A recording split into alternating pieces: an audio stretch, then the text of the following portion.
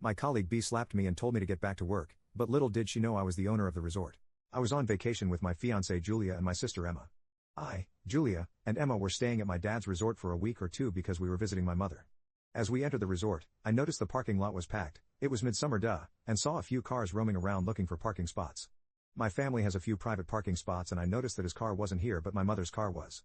As I walked to the reception, most of the staff know who I am. One of the staff working saw me and walked over to greet me. There were quite a people in line waiting to check in. "Ma'am, Mom is currently in a meeting. Would you like me to bring your luggage to your room?" "Yeah, thanks."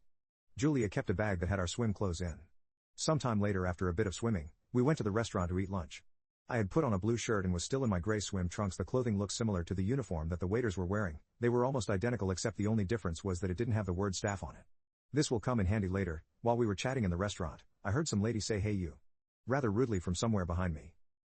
I first thought it was just someone trying to get the attention of a waiter, so I continued chatting, eating with Julia and Emma.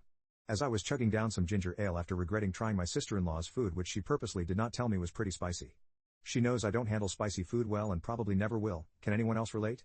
Someone suddenly roughly grabbed my shoulder from behind and I almost choked on my soda, spitting it all over my sister. Straight up karma, I gotta say, haha, EWWW gross, was Emma's response while my fiancé stood straight up and was about to ask me if I was alright, but here comes, you know who, Karen, interrupting my sweet fiancé.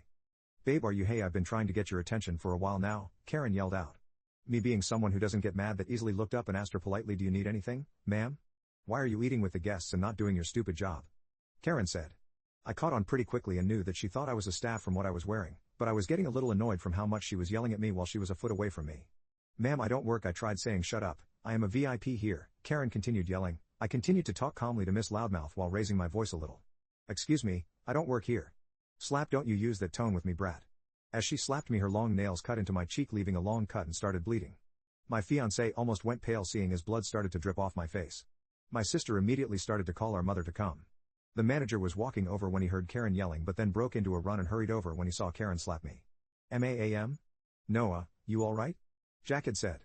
Jack was someone who has worked for the resort for a few years, so he was pretty casual with me.